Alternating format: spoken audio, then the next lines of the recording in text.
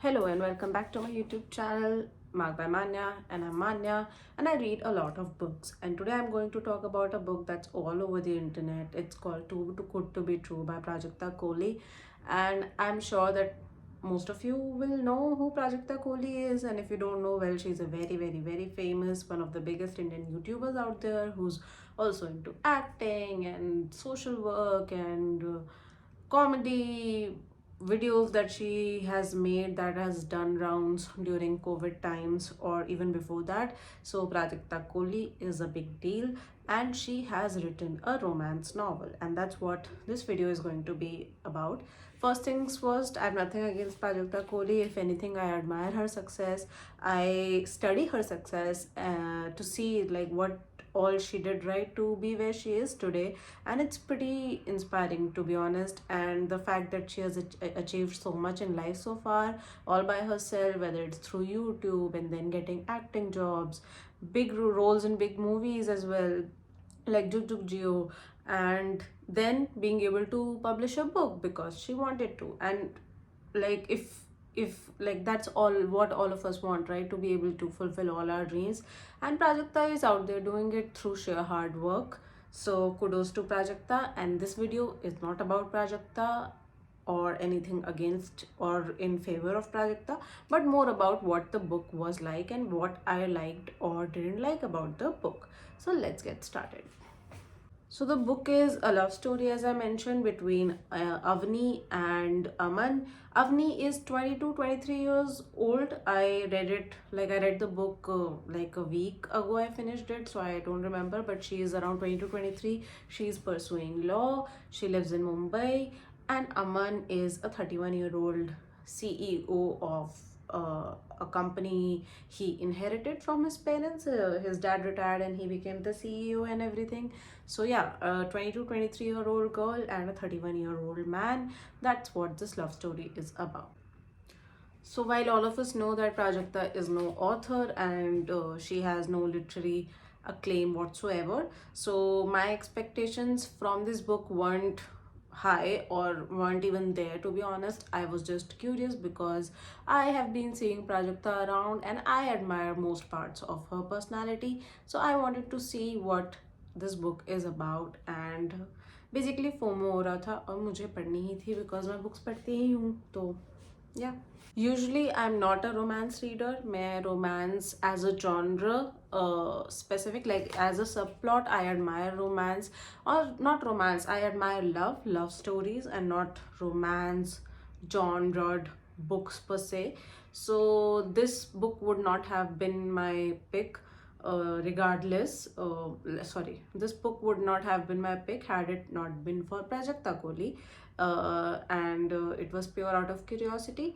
And the story is pretty simple. A guy and a girl who I just talked about, they meet and they fall in love pretty quickly. Avni, as I mentioned, is a law student, and part-time she works in a bookstore, which is pretty much every book lover's dream job at some point. So Avni works in a bookstore in Bombay, and in the mornings she works in a bookstore, and in the afternoon and evenings she has her classes. And Aman works and lives nearby the bookstore, and that's pretty much the main reason that both these characters end up meeting. Aman one day walks into the bookstore, and both Avni and Aman pretty much fall in love at the first sight, and such things only happen in books. So I'm not going to say this was unrealistic, because unrealistic is pretty much what romance genre sells, right? So while the book is pretty much saying that we are a love story, this guy is going to meet the girl and they're going to fall in love. Obviously, in a love story, you would expect depth, because if love is not the deepest emotion of all, I don't know what is, and everything stems from love, etc., etc. But these two people, this book, pretty simple, pretty straightforward. And again, as I mentioned, that I was not expecting any literary masterpiece from Prajakta Koli, but I was like, as a reader, I would like a book to make sense for most part, which this book didn't do. However, there were some really good parts. For example, in the beginning of the book was pretty funny. The beginning was pretty much, you could see Prajakta in the writing, the inner dialogue that Avni has with herself, the kind of banter she has with her friends, the kind of jokes she cracks in her head. It's all Prajakta, and we are all pretty much entertained by Prajakta. So that part of the book was funny, and the nostalgia that the first half of the book, like a college student, and she has a group in her bookstore area, and she's friends with the people who work in the bookstore, people who own the bookstore, and they have this banter going on. And when she like has a crush on Aman, her friends, like, they're talking about it. All that part was pretty fun to read, and I didn't mind that at all. What I did mind, however, was that if a 22, 23-year-old young woman is going to fall in love with a 31-year-old man, it should have raised some eyebrows, especially in a country like India.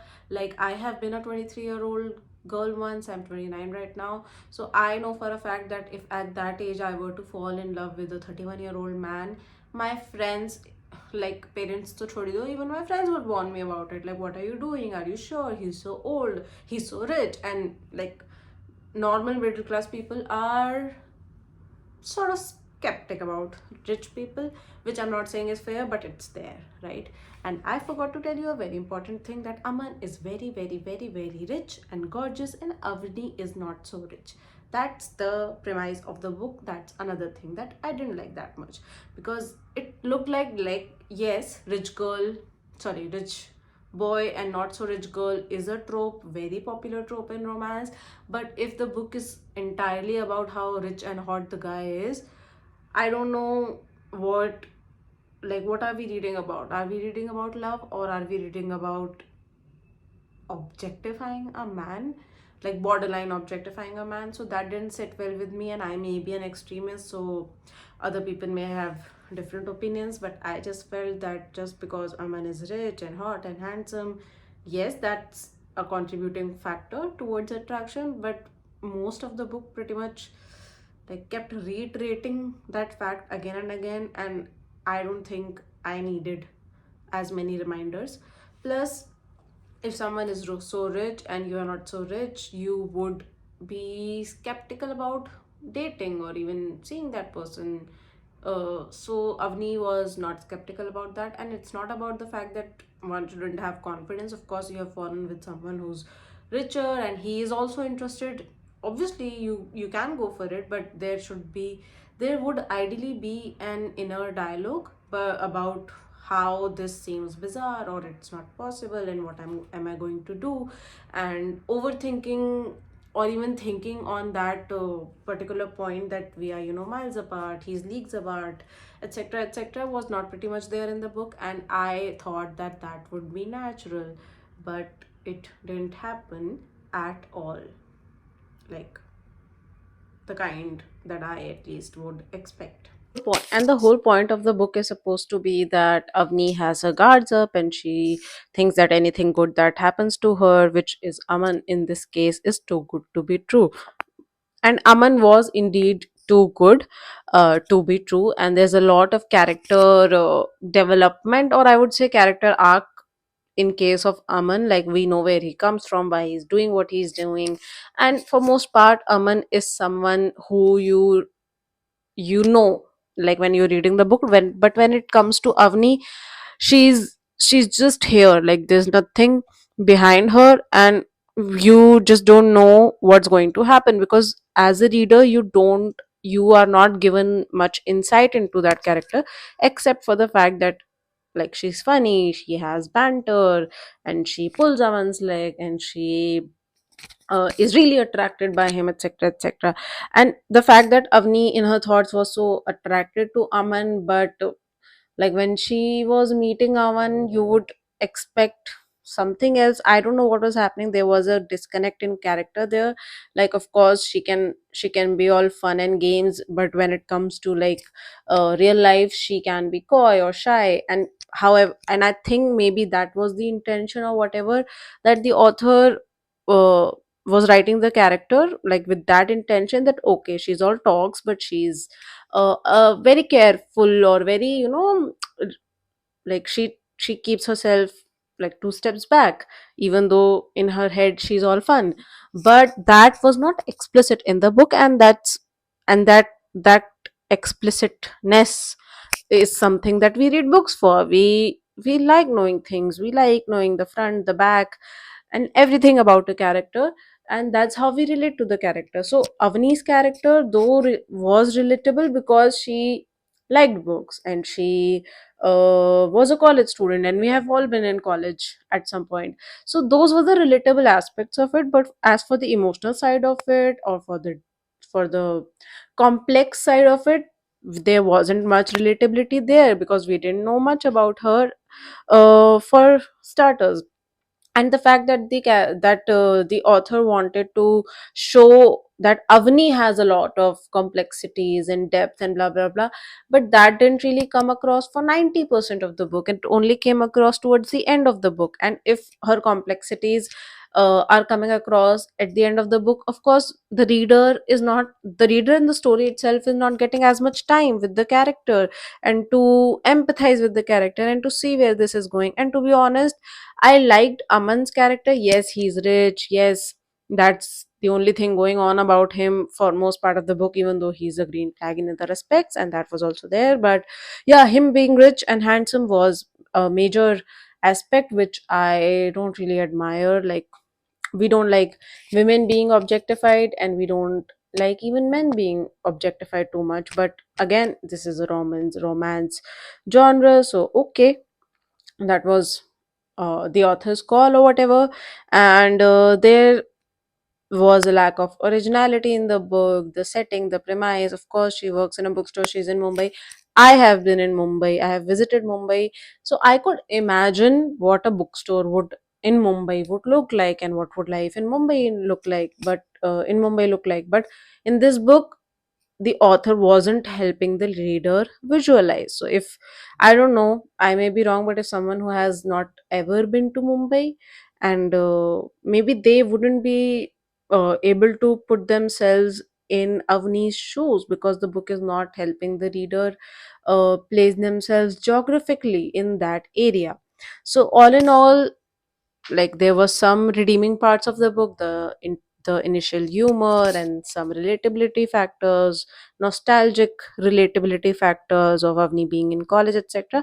A lot of it was a miss for me, and I expected more from a person of social media, from someone who's like, this is not a very young author who has not seen life. So I expected a lot of loopholes to not be there. I was just going for a cliche romance, but there were quite a many loopholes. So if Avni's character had a backstory from the beginning, if Avni's character, the kind of depth that she was supposedly supposed to have, if that depth was actually written it out on the page, and if Avni's character has problem with it, okay, he's too good.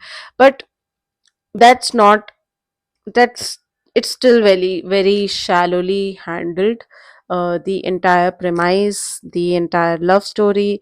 And yes, romance is different from love stories, but love is the essence, right? And if it's not written deeply enough, that why are they in love with each other? Like, that was not there in the book. Why are these two people in love with each other? मुझे तो नहीं पता लगा, आपको पता लगा हो तो मुझे बता देना. And like, usually when a rich man falls in love with a normal middle class girl, it has something to do with her simplicity. Like, she brings some groundedness to his life, and he feels xyz when he's with her, blah blah blah. But like, it wasn't explicitly mentioned in the book, or maybe I missed it, I don't know. So, yeah, Too Good to Be True by Prajakta Koli is a miss for me. But I'm pretty sure if a 15, 16, 17 year old would read it, they will find less issues with the book than I did, for sure. And maybe this is a book for them. Maybe this is a book for people who are not readers, and maybe for people who'll just pick up a book because Prajakta Koli has written it. And maybe this book will lead them to pick other better books. And maybe this is the beginning of an influencer influencing people to read books. So that's going to be a win. And yeah, so these were my thoughts about Too Good to Be True. And as I mentioned, nothing against Prajakta Koli. If anything, I admire her ability to be able to put out this book into the world. She knows she's famous. She knows she'll be criticized. She knows her work will be critiqued. She knows that books um, are like, expectations from books are way more than what people these days expect from movies or YouTube skits, etc. But even then, she chose to write it. And I saw a video where she was pretty receptive to the feedback. She said that she has created a folder with all the feedback, blah blah blah. So that's good. Like, that's a good way to handle everything, because it takes courage to put this out, and it takes some kind of grace to take that feedback, because there is feedback. It's not a great book, it's not even a good book. So I know, like, not all books are supposed to be educational, but obviously books, art, literature, media influence people. uh, and I wouldn't want anyone to get influenced by this book. Like, a lot of what happened in the book was, a lot of things were red flaggish and more on the luck side of things. So ये realistic नहीं है. और अगर ये realistic, अगर ये real में हो रहा है, तो it probably is too good to be true. So beware, guys. Bye.